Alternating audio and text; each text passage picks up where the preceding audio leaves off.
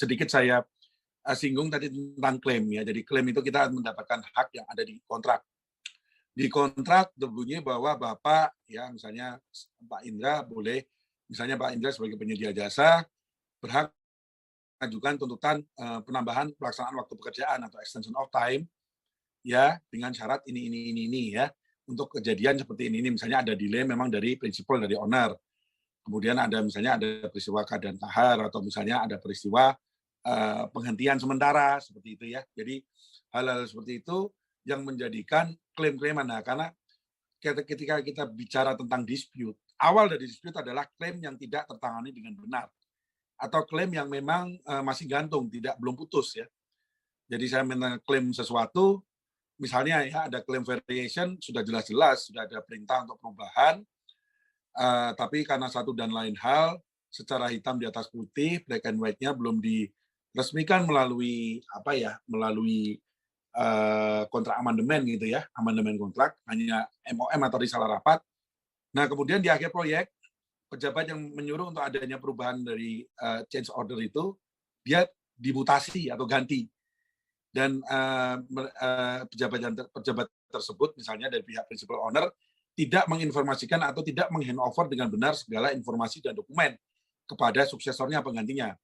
Sering sekali terjadi mohon maaf sekali untuk ya proyek-proyek pemerintahan dan mungkin ada beberapa BUMN bahwasanya akhirnya si kontraktor ini tidak dibayarkan variation-nya. Nah, itu salah satu contoh klaim ya, klaim variasi. Kemudian ada juga klaim-klaim lain yang banyak sekali, klaim terhadap EOT, perpanjangan waktu, ya kemudian klaim terhadap prolongation cost, biaya terhadap waktu dan segala macam itu yang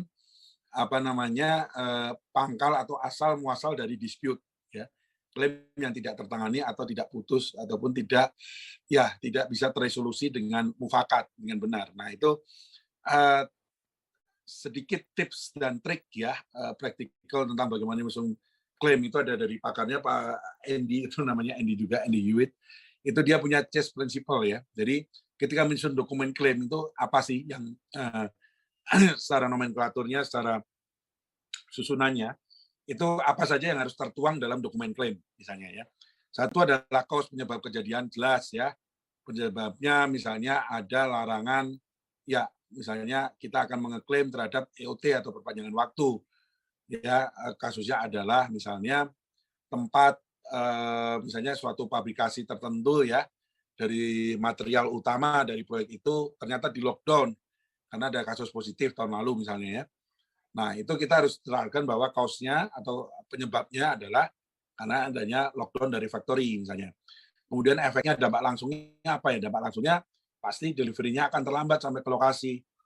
Kemudian entitlement-nya kita harus mencantumkan referensi dalam kontrak ya, ataupun misalnya kalau di kontraknya silence nggak bunyi ya mungkin kita bisa merefer ke hukum yang berlaku, hukum KUHP kita seperti apa misalnya, tapi dengan bantuan dari legal profesional ya.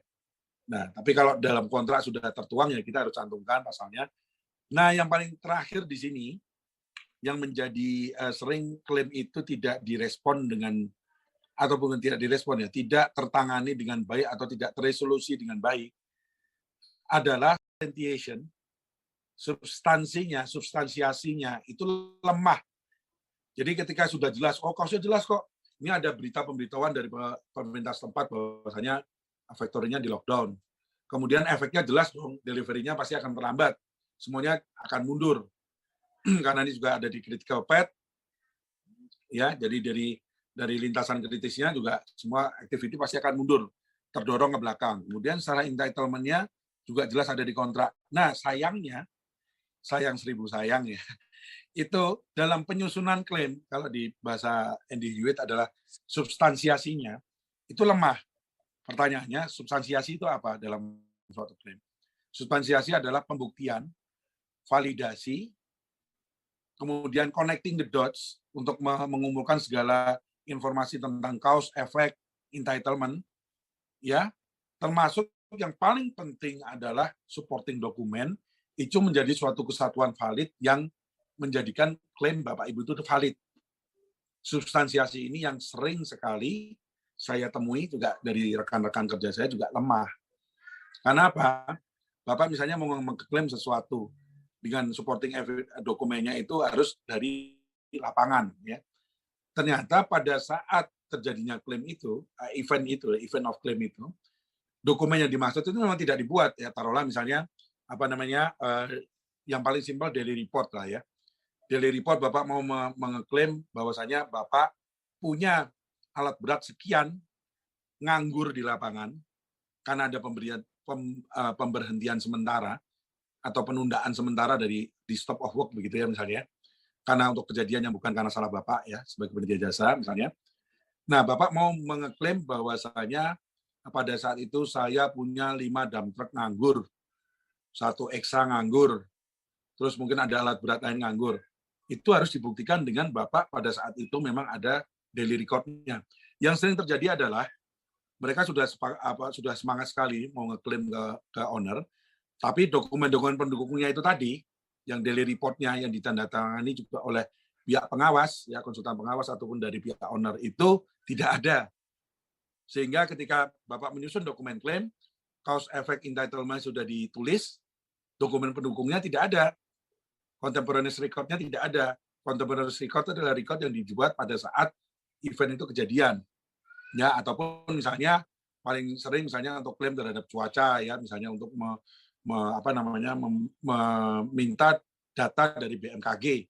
Apakah hujannya itu hujan ringan, berat, ataupun memang severity-nya memang hujan yang memang tidak biasa, ya itu yang harus dibuktikan.